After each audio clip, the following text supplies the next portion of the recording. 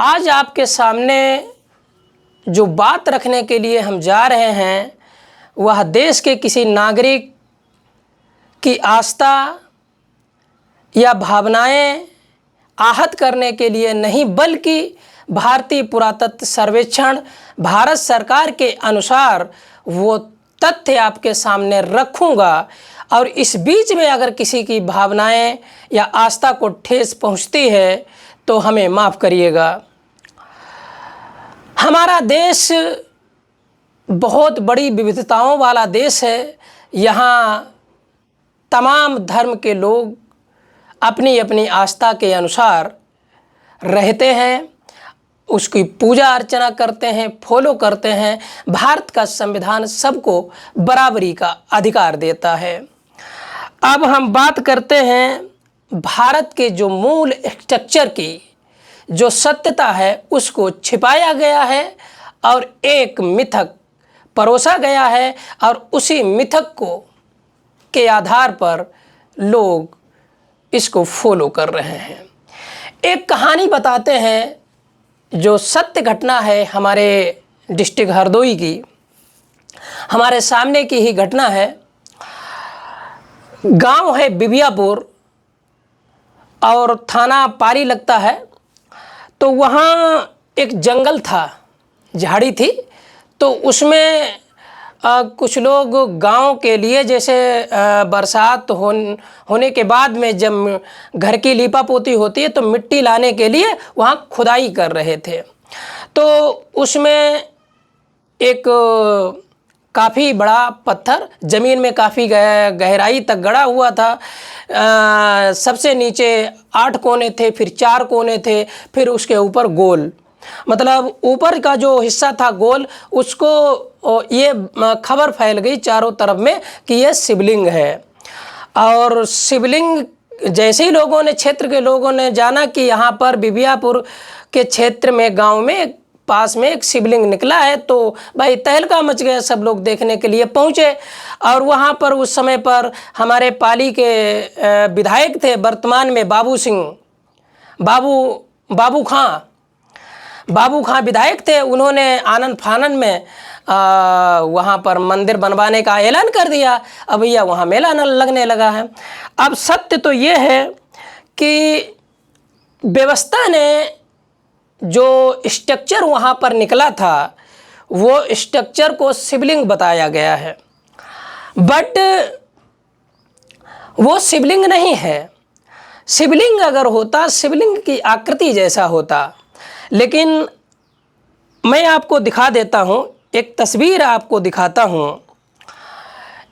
ये तस्वीर आप देखिए, इसमें आपको कई शिवलिंग जैसी आकृति के दिख रहे होंगे।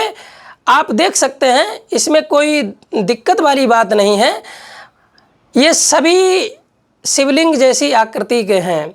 पर मैं एक चीज़ और बता दूं, एक ये वाला और ये एक नीचे वाला, ये कानेरी की गुफाओं वाला है। जो बौद्ध गुफाएं हैं, जो कानेरी की गुफाएं हैं, उसका ये स्तूपा है।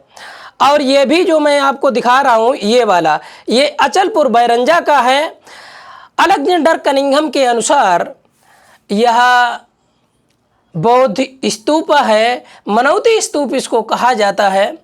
लेकिन भारत की व्यवस्था ने किस तरीके से उस मूल सत्य को छिपा दिया और एक अंधकार वाली चीज़ देश के लोगों को परोसी गई, और इसके आधार पर पूरा देश शिवलिंग के रूप में इसको पूज रहा है। गलती देश के लोगों की नहीं है, मैं स्पष्ट कर देना चाहता हूँ। देश के लोगों की गलती नहीं है। जैसा व्यवस्था ने बताया वैसा व्यवस्था ने स्वीकार कर लिया, और इसमें जिम्मेदारी सरकार की भी है। सरकार को भी अपने देश के लोगों को जागरूक करना चाहिए। पढ़ाई लिखाई तो एक अलग मैटर है, लेकिन जागरूक करने की भी जिम्मेदारी सरकार की है। सरकार के माध्यम से भी लोगों को नहीं बताया गया कि मूल स्ट्रक्चर है क्या।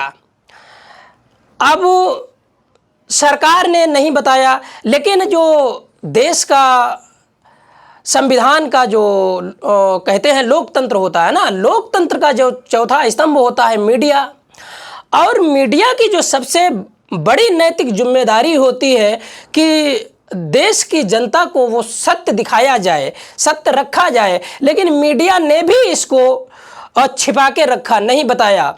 लेकिन मैं आपको बता देता हूँ, देश के नागरिकों से मेरा आग्रह है, अनुरोध है, निवेदन है कि कम से कम उस सत्य को तो पहचानो, और जो आँखों पर हमारे पट्टी बंधी है उसको अब उतारना ही होगा, क्योंकि जब तक हम उतारेंगे नहीं तब तक वो सत्य उजागर नहीं होगा।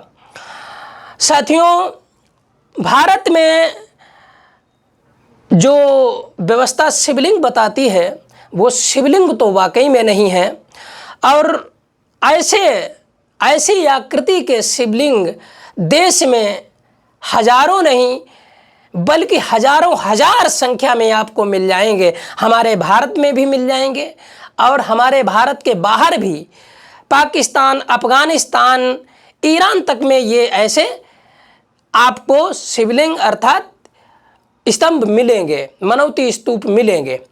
या ऑर्जिकल सर्वे ऑफ इंडिया के रिपोर्ट के अनुसार मैंने आपके सामने ये बात रखी। अब बात आती है कि भावनाएं आहत करने वाली बात। इसमें भावनाएं आहत करने वाली कोई बात नहीं है। बात यह है सिर्फ अपनी आंखों से पट्टी उतारें और सत्य को पहचानें। हमने आपको जो बात बताई है इसमें कोई मिथक नहीं है, कोई झूठ नहीं है। जो भारतीय पुरातत्व सर्वेक्षण भारत सरकार की रिपोर्ट कहती है उसके जो एविडेंस है उसके आधार पर मैंने ये सारी चीज़ें आपके सामने रखी हैं।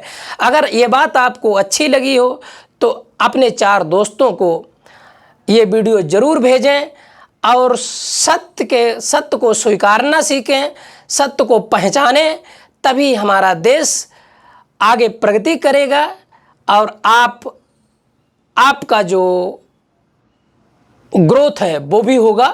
जब देश आगे बढ़ेगा, ग्रोथ करेगा तो आपका भी ग्रोथ होगा। तो इसी के साथ आप सभी को नमस्कार। जय भारत, जय संविधान, जय लोकतंत्र। आप अपना ख्याल रखें। शुक्रिया, धन्यवाद।